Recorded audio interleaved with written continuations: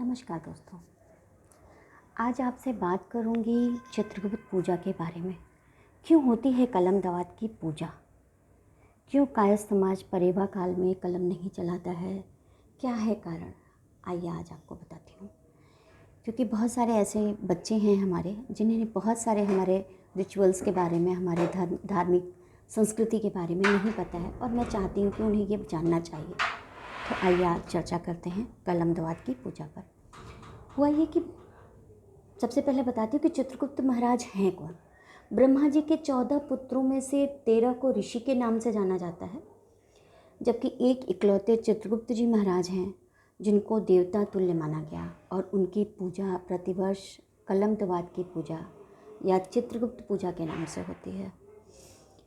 इसके पीछे एक किंवदंती है, बड़ी रोचक कथा है जो आपको सुनाती हूँ। हुआ ये कि जब दशानन पर विजय प्राप्त करके रामचंद्र जी अयोध्या वापस आए, तो उस समय भरत जी उनकी खड़ाऊँ रख करके राज्य का कार्यभार संभाल रहे थे। तो अब रामचंद्र जी के वापस आने के बाद हुआ ये कि भाई अब इनका राज्य तिलक हो जाना चाहिए, राज्याभिषेक होना चाहिए, और उसका एक आयोजन किया गया। गुरु वशिष्ठ को बुलाया गया और गुरु वशिष्ठ से कहा गया कि सभी को एक निमंत्रण दीजिए, सभी लोगों को बुलाइए इस आयोजन के लिए। एक भव्य आयोजन का प्रयोजन किया गया। सभी देवी देवताओं को, गणमान्य लोगों को बुलाया गया। ऋषि वशिष्ठ के जितने शिष्य थे वो इस काम पे लग गए। लेकिन अब जब काम ज़्यादा होता है तो कहीं ना कहीं चूक हो ही जाती है। शायद उनसे भी एक चूक हो गई और वो चित्रगुप्त जी महाराज को निमंत्रण देना भूल गए। राज्याभिषेक का समय आ गया, सभी लोग एकत्रित। रामचंद्र जी की नज़र जब चारों तरफ पड़ी तो उन्होंने देखा कि सभी लोग हैं यहाँ पर उपस्थित, लेकिन सिर्फ चित्रगुप्त जी महाराज नहीं हैं। तो उन्होंने पूछा कि भरत क्या हुआ, चित्रगुप्त जी महाराज को नहीं बुलाया? भरत जी ने गुरु वशिष्ठ से पूछा, वशिष्ठ जी ने अपने शिष्यों से पूछा, और जब जांच पड़ताल हुई तो पता चला कि असल में हुआ ये कि उनको बुलाने का, उनको निमंत्रण देने का जिस शिष्य को कार्यभार सौंपा गया था वो शायद किन्हीं कारणोंवश भूल गया। और उधर चित्रगुप्त जी महाराज, जब उनको पता चला कि भाई आज तो राज्याभिषेक है, थोड़ा मन दुखी हुआ, क्रोधित नहीं हुआ, दुखी हुआ। लेकिन उन्होंने इसको भी प्रभु की मर्जी मानी और सोचा कि श्री राम का कुछ इसमें भी कुछ न कुछ ईश्वर की मर्जी होगी, और शांत हो गए। लेकिन कहते हैं ना कि कभी कभी खामोशी भी बोलती है, और चित्रगुप्त जी महाराज की खामोशी बोल गई। उन्होंने क्या किया कि अपनी कलम उठा के रख दी, और उस दिन कोई भी लेखा जोखा का काम नहीं किया। अब राज्याभिषेक पूरा हो गया, सभी लोग, सभी देवी देवता जब लौट कर आए तो उन्होंने देखा कि अरे ये क्या, लेखा जोखा का कोई काम ही नहीं है। स्वर्ग और नर्क में किसको कहाँ भेजना है, क्या करना है, कोई व्यवस्था नहीं, कोई भी कार्य चल ही नहीं रहा है, सब कुछ ठप पड़ा है। तब लोगों ने चित्रगुप्त जी महाराज को बुलाकर पूछा कि भाई ऐसा क्यों? तो उन्होंने कहा कि बस मैंने अपनी कलम रख दी। सबको समझ में आ गया कि शायद ये नाराज़ हो गए, इस बात से क्षुब्ध हैं कि इन्हें बुलाया नहीं गया। और तभी रामचंद्र जी ने गुरु वशिष्ठ से बात की, और उन्होंने जो एक मंदिर बनाया था, चित्रगुप्त जी महाराज के नाम पर एक मंदिर बना, जो आज भी अयोध्या में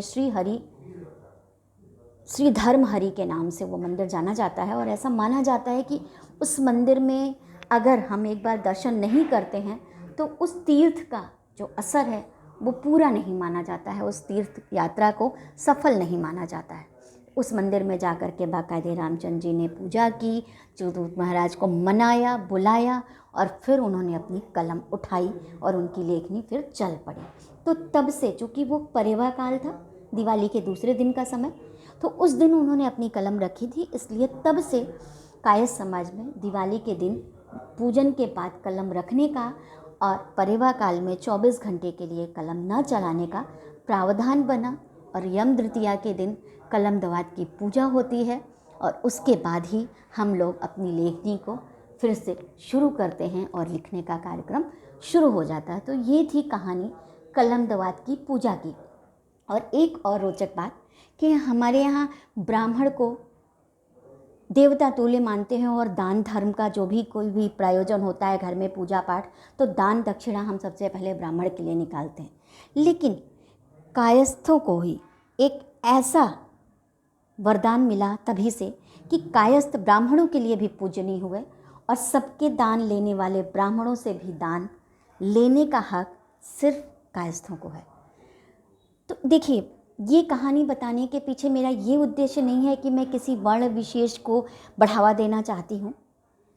इसके पीछे सिर्फ उद्देश्य ये है कि मैं चाहती हूँ कि जितनी भी हमारे यहाँ की जो भी धार्मिक कार्यक्रम हैं, जो भी पूजा पाठ पर्व मनाए जाते हैं, त्यौहार होते हैं, इनकी क्या किंवदंतियाँ हैं, क्यों मनाया जाता है, ये हमारे बच्चों को जानना चाहिए। और उन्हीं जानकारियों में से एक जानकारी ये भी थी जो आप सभी तक पहुंचाई। और आप सभी से हाथ जोड़कर एक विनम्र निवेदन है कि अगर वीडियो पसंद आता है तो लाइक कीजिए, कमेंट कीजिए, शेयर कीजिए, ताकि पता लगे कि आपको पसंद आया या नहीं पसंद आया। आगे आप किस विषय पर सुनना चाहते हैं इसके बारे में लिखकर बताइए और ज़्यादा से ज़्यादा लोगों को भेजिए, ताकि जिस उद्देश्य से ये कलम चली है ममता की, वो आगे चलती रहे। और मेरा जो उद्देश्य है कि हम अपने देश को, अपने देश की भविष्य युवा पीढ़ी को अपने संस्कृति से जोड़ सकें, वो मेरा संकल्प पूरा हो सके।